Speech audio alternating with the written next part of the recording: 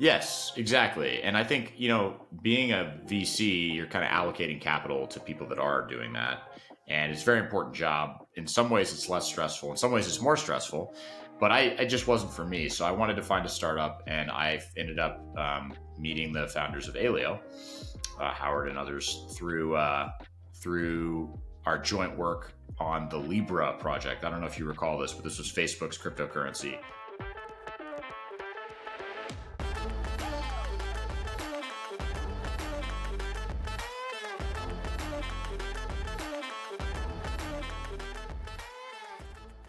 Hello, everyone, and welcome to BlockHunters Voices, Ep.4. My name is Joachim Vojou, and I'm your host for today. BlockHunters Voices is a platform where we explore the journeys, stories, and insights of the blockchain innovators and leaders, as well as the technologies driving their projects. Today, we're excited to have Alex Pruden, the Executive Director of the Aleo Foundation, joining us today. Alex has a unique background with a career in the US Army and experience at Existing and Coinbase. We'll chat about his journey into crypto, the innovative work at Aleo, and his thoughts on the future of blockchain. Let's dive in. Welcome, Alex. Hey, thank you very much. It's a pleasure to be here. Thank you for the introduction. How are you doing in this season of your life, Alex? All things considered, I'm doing well. I have been enjoying my work in crypto for the last 8 years very much. I mean, it's been a time of extraordinary change and transformation in the industry. When I got into the industry in late 2015, early 2016, you didn't have nearly the number of applications and use cases and people that you have now. And it's sometimes helpful for me to remember that perspective, is that even just a few short years ago, there was nothing. And now there's a very, it's an industry in a true sense. So because of that, I'm doing good. It's a good day to be alive, right? That's right. Exactly. But you've got an unconventional background for someone in crypto. You have a long career in the US Army, and I bet you have some incredible stories. Could you share more about your journey? Yeah, certainly. And I gave a talk about this a couple of years ago called Baghdad to Bitcoin. It was when I was at A16Z. I'll share the link. You can put it in the show notes if people are curious for the kind of the full version. But yeah, at a very high level, I joined the U.S. Army after 9/11, the 9/11 terrorist attacks in New York. And I attended a military academy and then commissioned and went to the Middle East, like most officers did of my generation, or most Army folks did. And I was on my third deployment in the Middle East. By this time, I was working in special forces as a Green Beret. And we were working with Syrian rebels, many of whom had been refugees from the conflict. And I got exposed to Bitcoin just as a means to potentially do cross-border payments, basically. But I really fell in love with Bitcoin because I realized its potential to solve what I think is an important use case, particularly for the people that I worked with, which are refugees who are fleeing conflict and needing to conserve their wealth. In many cases, people in Syria had built up wealth over time and either kept it in a Syrian bank or in real property. And neither of those, Syrian pounds in a Syrian bank cannot easily be ported over to Turkey or Lebanon or wherever you may go. And something that I think is important to remember, and I certainly didn't know when I kind of was first learning about Bitcoin, is just how the global financial system works and how dollar centric it is. So for a Syrian citizen to be able to move money out of their country, it's very difficult. And there are reasons why this is difficult by design, and there's trade-offs there, but we don't have to get into that. The point is, in a civil conflict like the Syrian civil war was, people can lose everything in the blink of an eye, even if they manage to escape with their lives. And so this was the idea that really stuck with me about Bitcoin, was if you memorize, your private key or your seed phrase that generated your private key, you can walk anywhere in the world and your wealth is really right here in your head. And that to me was a really transformational idea that I immediately was taken by. So that's what led me down the path to join the industry, which, as I just discussed a minute ago, was very nascent at that time. I left the Army in 2017. I attended graduate school at Stanford. I was fortunate to get into Stanford and attend under this program called the GI Bill, which is for veterans who are transitioning. And I was getting my master's in business administration, but I was moonlighting in the computer science school and trying to just do everything crypto that I could. So I started the Stanford Blockchain Club. I ended up, meeting a lot of people in the early days through that. The founders of Near, the founders of MakerDAO, several early Ethereum, Justin Drake, who's still a very prominent voice in Ethereum. So I got to meet a lot of those people doing that. And then that led me to a job, which was Coinbase. At the time, Coinbase was a startup and just started really growing fast. And I got a job as the first intern on the corporate development team. And so that was my first professional sojourn into crypto. I also had another part-time job at a venture capital firm where I covered cryptos called GGV Capital before A16Z. And before Coinbase, you started working with A16Z, right? No, I actually worked with A16Z after. Yep. So I was at Coinbase, and that was my first really job, I guess, after the Army, because it was just a year after I left and I was in grad school. And then I ended up connecting with some folks at A16Z through a class I was taking at Stanford. Remember, if you recall, I said I was an MBA, but I was moonlighting, and I was taking an advanced cryptography class that I had no business being in. I think I was getting a D, or like a nearly a failing grade in the class at the time, because it was very advanced. It's very interesting. Did you feel the imposter syndrome? Oh, yeah. I mean, at Stanford University, it's very easy to feel imposter syndrome. But in particular, in this class, I think it was actually a very justified, because there were people who were incredibly smart. All of these, I almost said kids, but they were all very young individuals who were much more advanced in computer science than me. Like, remember, I was in the Army. When I was in college, I studied Arabic and I studied international relations because I thought my career was going to be in the Middle East. And then I'm at Stanford and I want to get into crypto and I'm trying to learn things about computer science. And I probably foolishly should have started with the basics, but I just dove right into the very advanced topics and I had to learn everything and catch up. So anyway, my professor at the time happened to be an advisor to A16Z, and that's how I got introduced. And long story short, I met several members of the team, including another woman who's now has her own fund named Katie, who she had a government background as well, and then she hired me to be a deal partner at A16Z. So I joined A16Z during their first fund. This was in 2019. And I spent 2 years there, almost. It was an amazing opportunity to learn from some incredible investors, incredible thought leaders, Ben Horowitz among them, Chris Dixon among them, and several other folks there. It was an amazing opportunity to see that fund grow. When I joined, I think there were 12 people. Now it's, I think, more than 100. And it was an incredible opportunity to meet so many people across the space and explore what I really wanted to do. And one of the things that I realized that I didn't want to do kind of at the end of my time there was be an investor full time. I felt, being an investor I think it's an interesting job, but I personally just wanted to do more. I wanted to make the change happen that I sort of rather than wait on finding someone to make that change. You wanted to be yourself, the main character.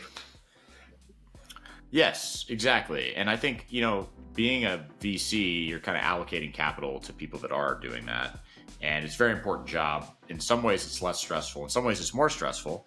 But it just wasn't for me. So I wanted to find a startup, and I ended up meeting the founders of Aleo, Howard and others, through our joint work on the Libra project. I don't know if you recall this, but this was Facebook's cryptocurrency.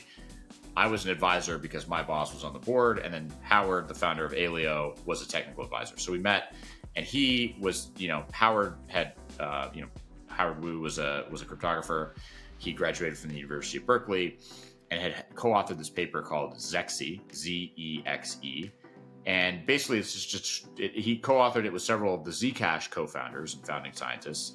And the idea was fundamentally to take the Zcash model and basically integrate smart contracts like Ethereum does, right? So many people may not know this, but Zcash doesn't have the ability to do smart contracts in the same way that Ethereum does.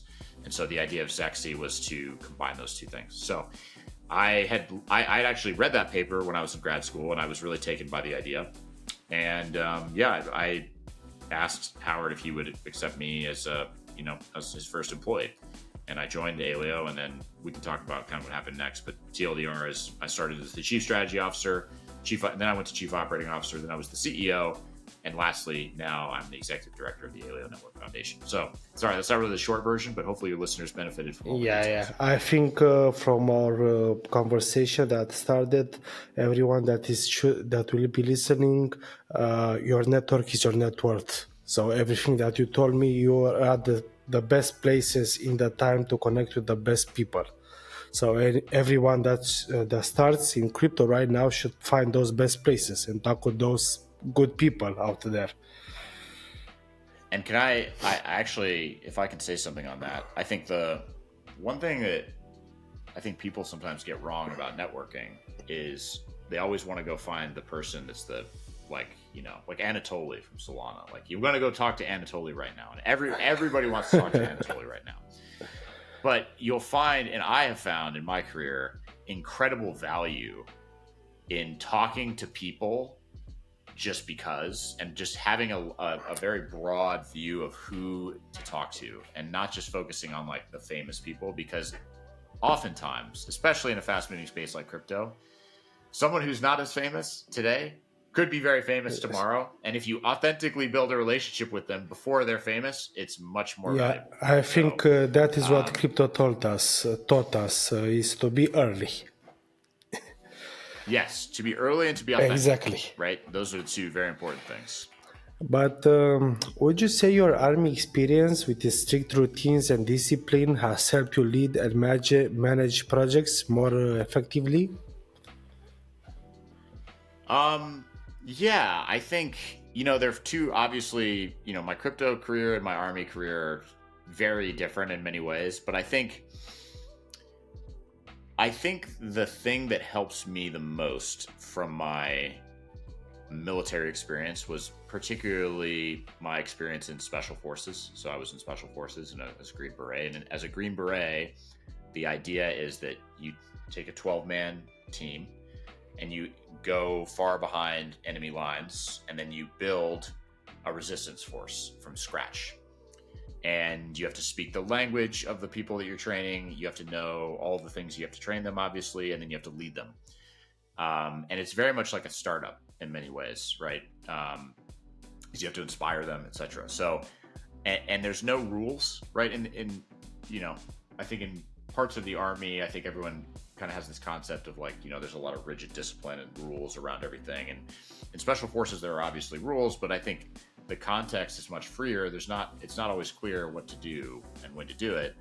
And I think being able to operate comfortably in this environment of ambiguity was very helpful in helping me succeed in crypto, because it's very ambiguous in crypto, right? Like, how do you build a successful crypto startup, right? Do you hire a meme lord army, or do you focus on real products? Like, you could do both.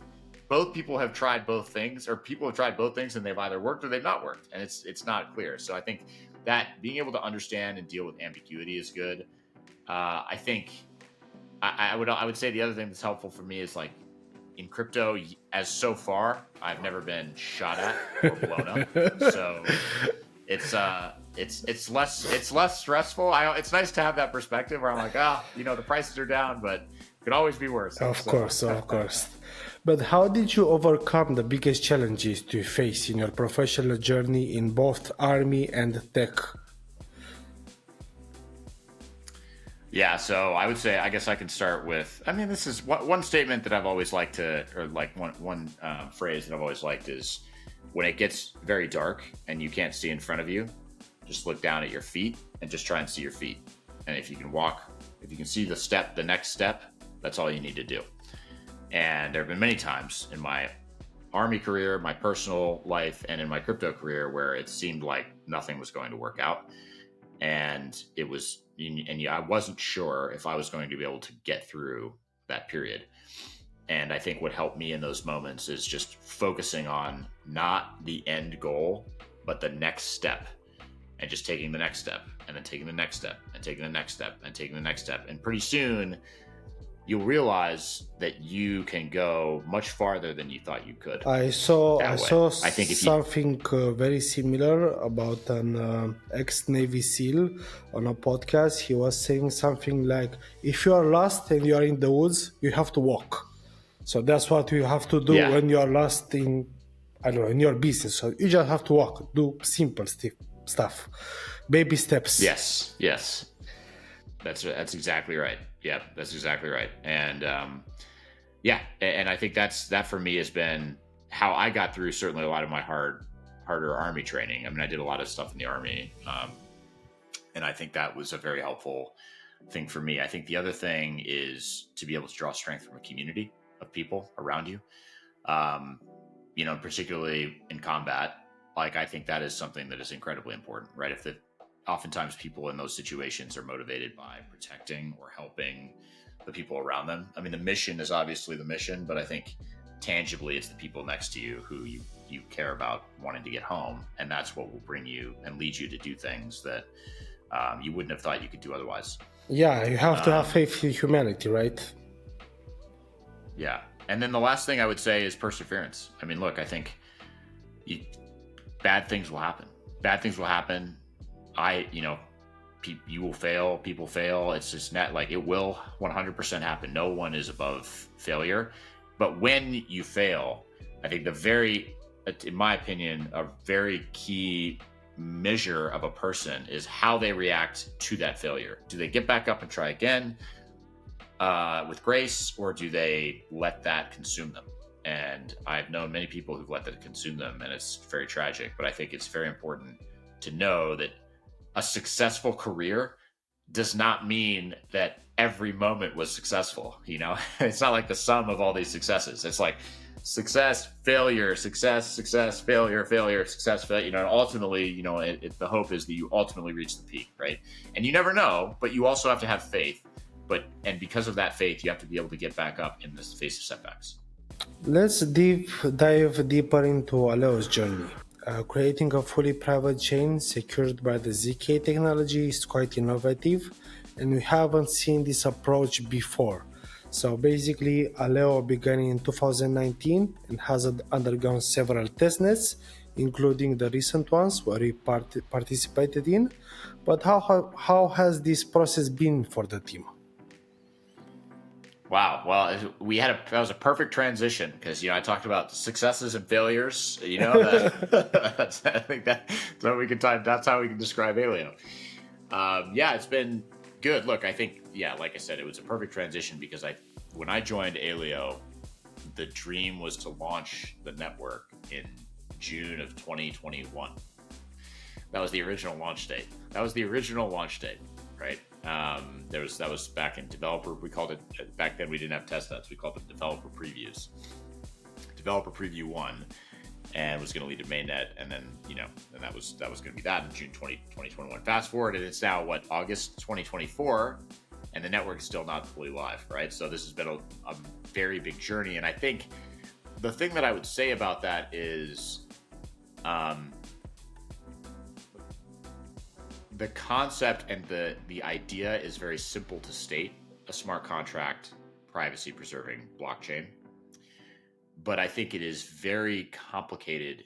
It's very nuanced and complicated in practice. Let me give you one reason why. Smart contracts like Ethereum rely upon state to operate, right? Which is stated another way, like the validators on the Ethereum network all process computations based on the data stored on the Ethereum network and the contracts that are stored, right? So there's the contracts, which is the logic, and the data, right? And in Ethereum, where there's no privacy, all the validators, every validator can have access to every piece of data. That's how it works. And so therefore it's actually, even though it's slow because it's distributed, it's actually a pretty straightforward model computationally. In a privacy preserving blockchain, it becomes much more complicated. Let's take an example to make this concrete. Uniswap. Let's look at Uniswap on Ethereum. What is Uniswap on Ethereum? I mean, it's basically two pools of assets, of two different types of assets, and a function that relates the two, right? There's a function, and that function, the output of that function is the price, right? So as input, it's the amounts of asset A and asset B, and the output of the function is a price that you can pay to get one or the other. Now that relies upon knowledge. It relies upon everyone's deposits being public on either side, right? And that's how you determine the price. So if you imagine in the world of Aleo, if you have a private version of Uniswap and all of the deposits are private, how does a validator calculate a price to process a Uniswap transaction? It's very difficult. Like it doesn't work, right? Because you don't have the inputs to the function. And so this required us to build a whole different paradigm than we had initially expected to. Like the Zexi paper, like we call this paradigm finalized. And what finalized is basically kind of an Ethereum style of smart contracts on top of the privacy layer. We didn't start out doing that. We started out implementing Zexi. And Zexi describes how to do like a DEX, the paper does. But the DEX is much more like 0x than it is like Uniswap, right? So it's very unclear how to achieve like a multiplayer contract. And in my opinion, the multiplayer contracts where there's multiple individuals operating over the same state at the same time, that in a decentralized way, that is really the breakthrough that enables blockchain technology. If you have to do all of that with a centralized sequencer or operator, then in my opinion, the blockchain is simply a marketing gimmick, because you could just run it all on a server somewhere and it would be the same. So that, like I said, I hope it's just like kind of one of the challenges that we ran into along the way. And so that necessitated quite a bit of rebuilding of the core protocol. And that happened several times as we iterated and learned. And so now finally, I'm proud to say that on the technical front, the network is done. Like technically it works completely fine. You can test it on our latest testnet, which this is the fourth one now, but the technical work is completely done. Now, it doesn't mean that this thing is in its final form, but the technical work leading up to the launch is done. We have finally something that we're ready to present that is usable, that is very competitive, I think, with most other blockchains out there today, and does enable this feature of privacy-preserving smart contracts. On 29th May in Warsaw, you announced Mainnet on the 13th of August. Is that date still accurate? I am working every single day to release the mainnet as soon as possible. No one more than me, I promise you, wants it to be live. But I can't say exactly whether or not that's going to be the exact date. That date I announced that in Warsaw, and I did that for a reason, which was to show the community that we are serious planning around this, right? Like we don't just pick dates to just pick them. Like there's like, hey, what has to happen to get from here to there? And on May 29th, the August 13th date was the earliest date that we could hit, as long as if everything went to plan. And I have to say, for the most part, things have gone to plan. And so I do think while we may or may not hit August 13th, it's going to be in the next 30 days. I think I'm pretty confident in saying that Mainnet will be in the next 30 days. I think people don't really understand the fact that when you work in crypto, most of it is experimental, right? So it's very hard to set some deadlines and respect them when you don't have a benchmark, because everything is new, it's innovative, right? So how can you schedule everything by the inch, Yeah, and I think I would even say even more than that. I think, unlike traditional software, blockchains, you only get one chance to release. You don't get two chances. And if it's broken, there's no way to fix it. Like I'm a gamer, for example. Like I like to play various games, and a lot of times game developers will release a game and it's kind of like half done, and then they just patch it later. They just keep patching it. And in blockchain, you don't have that option, right? It has to be done. And by the way, it has to be done, and there's a lot of stakeholders because there's money involved. There's a lot of stakeholders, a lot of skin in the game. And so that's one of the reasons why it's much better to wait one more day than to launch on a particular day. But that said, look, when we announced that date of August 13th, it came in the immediate aftermath of a delay of our mainnet launch. It was supposed to be February. And that delay for me was very upsetting because I felt like it was very intangible as to why, right? I'm not on the technical side, but I, from that point, made and led an effort to create a set of testing criteria and acceptance criteria, which every single person in the world can now validate by just using the testnet and look at it and look at the acceptance criteria and see if it processes 1 transaction per second, see if you can do program deployments, all these things. And so now, and now I think we collectively, the Aleo community, can look at Aleo, the network, and see that it is complete in terms of the acceptance criteria that we laid out.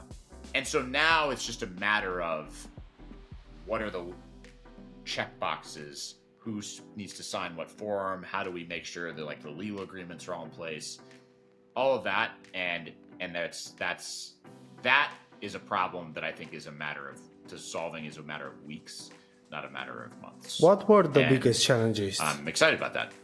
What were the biggest challenges to face during these test nets? I mean, there were a lot of test nets over the past 2-3 years. Yeah, no, the biggest challenges was the fact that you write software. So the biggest challenge is the fact that blockchains are Byzantine environments, as you say in like computer science parlance, which is to say that the operators of a blockchain can follow any rules they want.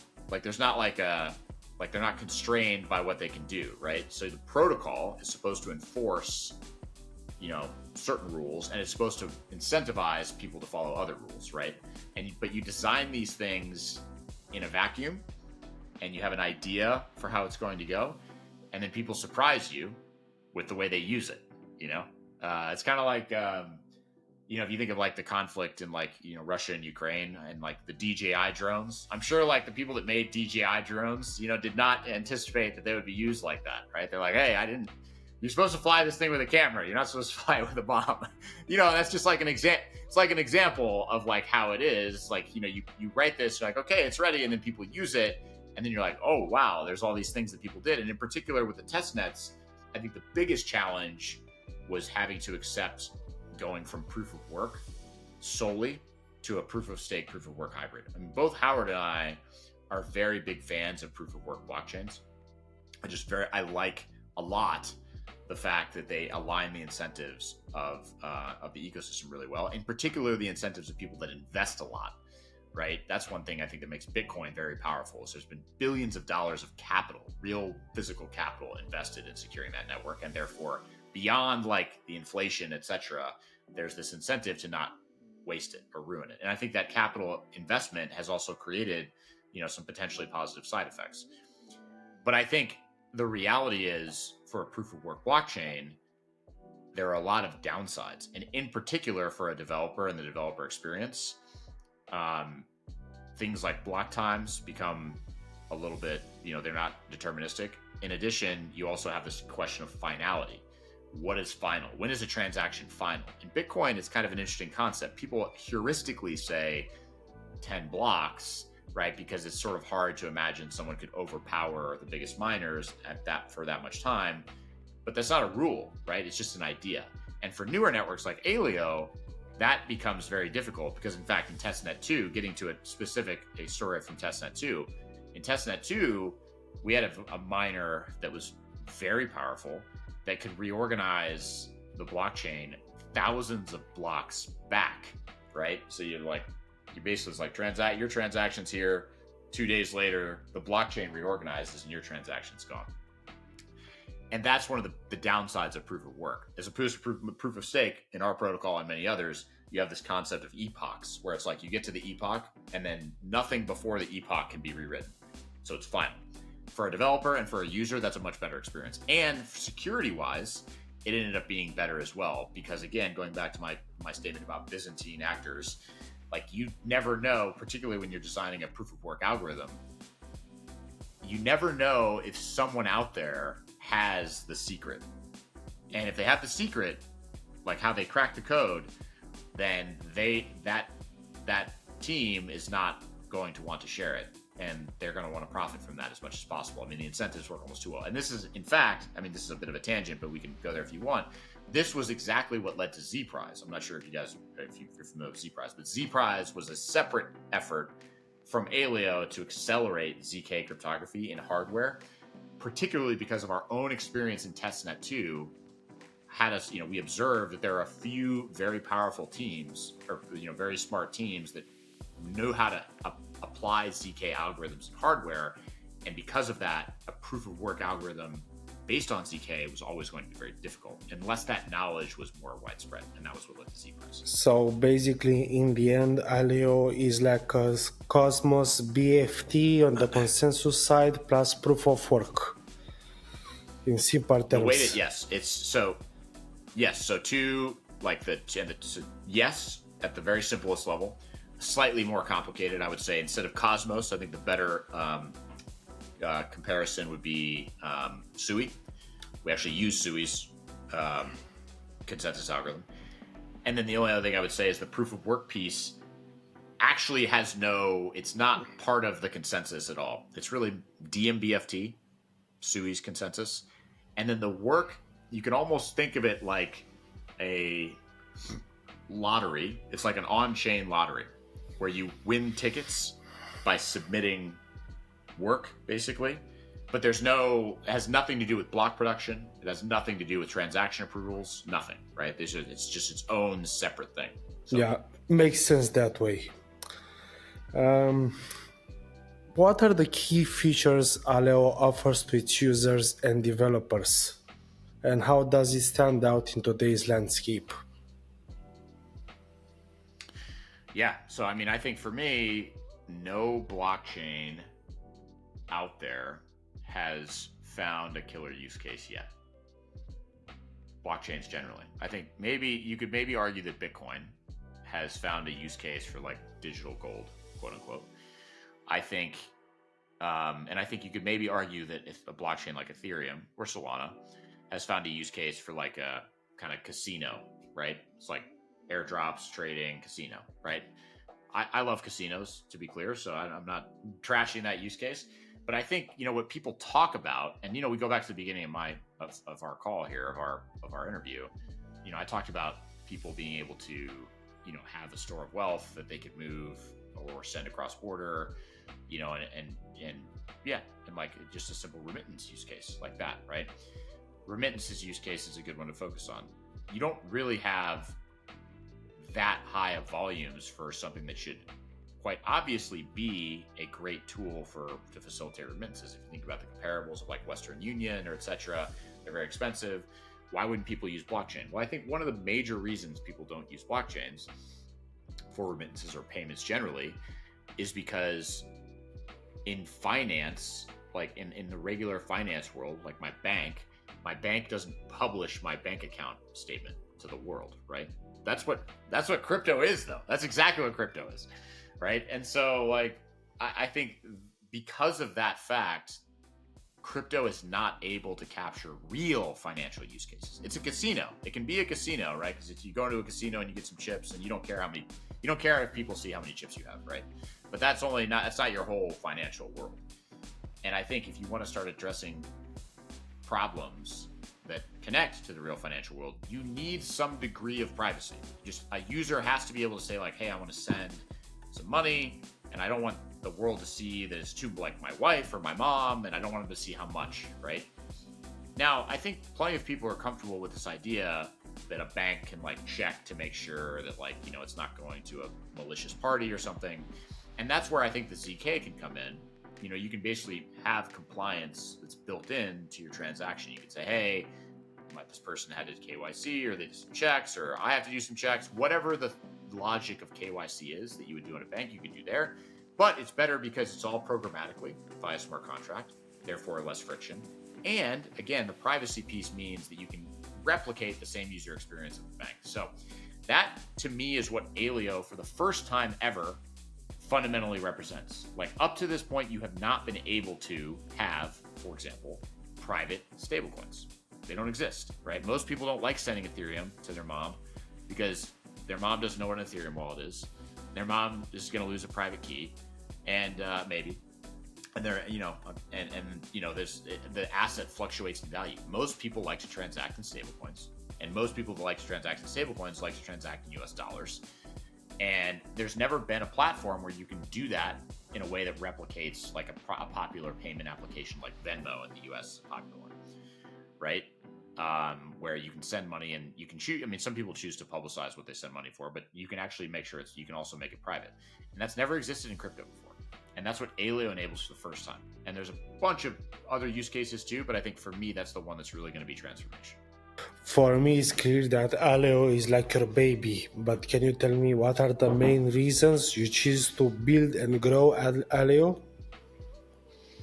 Yeah, I mean, I think so I maybe let me answer that by saying the other projects that I love in the space and why I chose to work at Aleo versus them. So one project that I'm a huge fan of is Arweave. I love Arweave very much. It's all about file storage and a concept of a permaweb, permanent information storage. And that's a founder I met during my time at A16Z. I think it's an incredible project, really interesting. And I think it's going to solve a lot of real world problems. Look, for me, I think the reason Aleo really captivated me, though, and why I continue to work on this and will continue to work on stuff like this throughout my career is that the zero knowledge cryptography is magical in the sense that let me not use that word. I don't like that word because people often describe this as magic, but it's unique in the sense that you can prove a statement is true without revealing why it's true. It has no physical analog. It doesn't actually make sense in a physical metaphor, but it's a very powerful and very real concept from which I imagine, and I can imagine, and I foresee that the internet will entirely change, right? So I think if you think about the internet today, and particularly today in light of the advances in machine learning and AI, the amount of content that is going to be generated by computers, by AIs, by LLMs is going to be massive. And therefore, I think it's incredibly important to solve the issue of being able to validate the authenticity of some content or verify that the person on the other end of the phone that you're talking to, like very soon, we're looking at each other in this, on these like webcams. Very soon, within the next year or two, someone will be able to create this video of me exactly as if it is me and present it to you as if it's me, right? And I think so this concept of authentication is so key. But of course, like I don't want to we've met one time. I don't really know you. Like I don't want to send you my passport, right? And because then you have my passport. What are you going to do with my passport? And conversely, you don't want to send me your, birth certificate because you don't know me either, right? But you want to prove to me that that you're a real person, basically. And I want to prove to you that I'm a real person and not a fake AI. And to do that, you need zero knowledge cryptography. You want to be able to prove that you're a person without revealing all the things that make you a person. That's exactly what that does. And that's exactly why I think it solves one of the fundamental problems of the internet. Forget blockchains, the internet. And given the world, I think, is going more and more digital and more online, it's just obvious to me that this is going to be the future. And that's why I work at Aleo, and that's why I love ZK. That's great. I mean, given the fact that the AI technology is now is rapidly increasing, so everything that you told me is gonna be the next day or so. Seriously, yes. Yeah. I mean, I've already heard a story. I'll tell you this, and this is for to scare your listeners. I heard a story from a very prominent crypto custodian that releases funds based on a video call, and funds were stolen based on someone was able to spoof the video call exactly the way I described a minute ago. They basically were able to present my face or your face, and they said, "Hey, send the money," and the money was sent. And that's just the beginning. It's the beginning. And people talk about, like the spam and all this stuff. It's only going to get worse. What advice would you give to young entrepreneurs or founders who are just starting out in crypto or even maybe in life, in business and everything right now? Oh man, I don't even know where to start. I have so much advice, but let's see. I think the first thing that I would say to anyone who's starting a professional career of any kind is to, um, and this is, you asked about things that have helped me in my career. Is this is one of the lessons? It's like knowing and understanding the value of your own personal integrity and your own personal reputation. Because especially in an industry like crypto, but in many other industries too, you'll find that the world is not that big, and that you work with the same people over and over oftentimes. And it's much, much easier to be successful if those people that you work with look at you and they say, oh, this is a trustworthy person. Like, I've worked with him before. He's a good person. Right. And I think that's the value of a good reputation is incredibly, incredibly important. And so that's why I think it's important to treat everyone respectfully that you work with, even if you disagree with them, and to always maintain your integrity, to not lie, even if it could make the difference between raising money or not. Like, at the end of the day, all these moments are just moments. Like, there's a whole journey, and sacrificing your integrity for one moment is almost never worth it. And those two things, I think, apply across every profession, right? Professional integrity, and respect. So I think that's one thing. I think in crypto specifically, I think the one thing I would tell founders is to zoom out from the tech. It can be very easy to think about the tech. And even in this call, like, we've talked a lot about zero knowledge cryptography, what it does, but maybe I'm not the best example of this, but I think the best examples of founders out there are ones that can talk about the product that the tech enables. How is it going to change the world? And that needs to be the focus. I know, frankly, I think this has been one of the problems with crypto, is there's been way too much focus on the type of zero knowledge proof system, or the fully homomorphic encryption versus trusted execution environments, or this MEV approach versus that MEV approach. Like, all that's great, but at the end of the day, if it doesn't bubble up to something that makes someone's life better or different, it's not worth it. It's not gonna change anything. In fact, I mean, you can just look through. I mean, actually, I'll tell you, anyone who's interested in getting in crypto, who's just gotten into it, I would encourage people to read Reddit from 2014 to 2020, and I promise you'll find almost every single idea that is now in vogue at one point was in vogue and then fell out of favor and then came back, right? Like, it totally repeats. And I think but I think what you will see from that fact is that even though these concepts come back, there's yet to be a product that has been successful, and that product is ultimately the thing that matters. So I think having more product focus, I think, is incredibly important. And then lastly, I think the advice I would give to founders is perseverance. I think perseverance also is incredibly important, particularly in fundraising. Fundraising can be we've been successful at raising. We raised over $250 million, which, by the way, has upsides and downsides. But I think we've been successful. And but I would say that for many founders, and I advise several founders, I'm still an advisor to a couple of VC funds, it's a lot of times not straightforward. It's very hard. A lot of no's. You hear a lot of no's from investors, and you got to work really hard to get to the one yes. And it can seem hopeless, but this is where going back to what I said earlier about never giving up and perseverance, I think, is really key. And therefore it's why, if you don't truly love what you're doing at your core, you're not going to make it. You just won't. Like, you have to be willing to suffer beyond, like, have you seen, I don't know if you've seen the video, the NVIDIA CEO, Jensen, he's like the guy, NVIDIA makes the GPUs. He's never done a podcast. He's only done one podcast. He went on the podcast, and they asked him, they said, hey, because he founded the company, I think, in 1997 or something.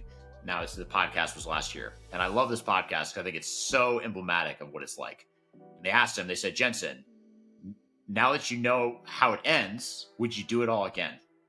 and now, and keep in mind, NVIDIA is the most valuable company in the world right now, or one in the top 3. He said, without hesitation, no. He would not do it again, because in his, like, the suffering that it in his own head that it took him to even get there was not worth it in the after. And I don't view that as like, don't start anything, but I just view it as like, this is a guy who's been very successful, but every step of the way has been painful for him. It's not been easy. It's been very hard. And so it's like, I think that's an important thing to remember. And that's why I think for Jensen, why does he keep doing what he's doing? He believes in this. He loves it. He's very passionate about it. He can't give it up. And I think that's what you have to have as a founder. You have to have that level of like, can't give it up. And if you don't have that, that's okay. What I would say is you have to find that. Make it your goal to find the thing that you love and you're passionate about. And then you can go and be a founder and be successful. So from this talk with you, Alex, you basically had 2 lives. One before crypto, the army period, and one that started after that, the crypto. But can you tell me what were the key influences or mentors that shaped you this way that you are today here with me now? Yeah. Let's see. So I had one of my, it's too many mentors and people who influenced me to count, honestly. I'm trying to go and think of a selection and highlight. So there's one person who I met very early in my career at a dinner party. He was a senior Army officer, and I was a young lieutenant, had just started in the Army. And I can't even remember this guy's name, but he gave me some leadership advice that I've always remembered and I always repeat, which is, he said 2 things. I basically asked this guy, he was like a colonel or a general or something. I was like, hey, sir, how do you be a good leader? And he said 2 things, like 2 rules. 1, respect is a 2-way street. So even if you're in charge of people, you need to respect them. And if you respect them, they'll respect you. And then if your people are in charge of you, respect them, respect you. Respect is a 2-way street. 1. 2, be yourself. Don't try and be someone else. Be yourself. You have your own strengths. You have your own weaknesses. Embrace your strengths and try and work to improve your weaknesses. But don't try and play someone else's hand. Play your own hand. That has stuck with me, and I've used that so many times, in particular, in very stressful situations, like in the Army, where even though I was like a higher rank than somebody, when everybody's shooting at you, no one cares about rank. They'll do something because they respect you or not. And so that's why I think it's a really important lesson for me. I think that's applied everywhere. At the end of the day, you are human beings, right? Exactly. So that was a really important lesson. I think another mentor of mine going to the crypto phase was I talked about this computer science class that I took in Stanford. The professor of that class I view as a mentor. Like I said, I started that class, I knew nothing about computer science. And this gentleman, his name's Dan Bonnet. He's a very famous cryptographer. He taught the class, even though he was a very prolific publisher of papers, could not have taught a class. But he taught the class, and he spent a considerable amount of time helping answer all my questions. They were very basic. And then he took the time to invest in me and introduced me to his firm, which is Andreessen Horowitz, that he worked at. And had it not been for that, had he not invested time in teaching me the cryptography and inspiring the passion, had he not introduced me to the folks there, I wouldn't be here, right? So I think I really, truly am thankful for him. And then I think, my first boss at A16Z, Katie, was also a really key influence in me, helping to show me how to be a professional outside of the Army, right? I knew how to be an Army professional, but she showed me how to be a professional, and in particular introduced me to the world, which is another very important piece of startups and in crypto, having a mind for the legal details. So Katie, she was a former lawyer, and I think very sharp on the legal details, and details matter tremendously. in the space, and in particular with regards to legal details too. So I think she really taught me a lot there, and we're still close with all these folks, except for the guy who I met that one time and gave me the advice. But yeah, those are I think three snippets I would say. I think the legal is very important in privacy companies as well, because it's a very gray area at the moment, right? Yeah, totally. But this is going back to what you're passionate about. I think as you can tell, hopefully by this interview, I'm very passionate about solving this problem. And I understand there's risk. There's definitely risk around building this technology, but I believe there's also huge benefit. And this is, even though maybe privacy is, you can argue if it's like more risky or less risky than, I don't know, other things. It doesn't matter. There's always going to be risk, right? There's always going to be risk somewhere. And I think the key thing with the legal details you want to make sure is you need to make sure you either know or you have someone you trust to make sure those legal details, basically what you want to do is you want to control everything that you can control, right? All the little details that you can control, you want to control. And then there's going to be still things outside of your control. And you have to just accept that. And that's where the passion and the drive comes in, right? But you want to make sure that you do control the things that you can. If you don't control the things that you can, and you have all the stuff you can't control, just a higher chance of failure. So I think that's very important. Finally, Alex, how do you envision the internet evolving over the next 10 years?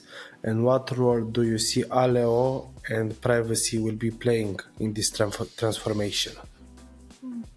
I think Aleo and zero-knowledge cryptography generally will be the authentication layer for the internet, right? This ability to be able to replicate basically the physical experience of meeting in person and shaking your hand, right? We don't have that on the internet today, but we will have that thanks to the cryptography that underpins Aleo.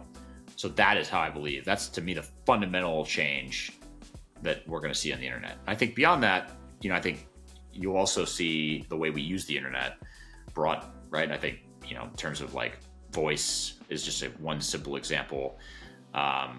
Other form factors that people experience it, but no matter what the form factor through which we connect to digitally, this ability to connect with and have assurances of connection with a real person on the other end is really going to be the thing that differentiates the internet of today from the internet of tomorrow. And that's why I think Aleo is important. That's why I think this technology is critical. And that's why I'm so focused on building it. So that's why we think Aleo is important as well. That's a wrap. We hope you enjoyed our chat with Alex Pruden from Aleo. Alex has shared interesting journey and insights into Aleo's work with zero-knowledge cryptography. See you next time and stay safe, folks. Thank you.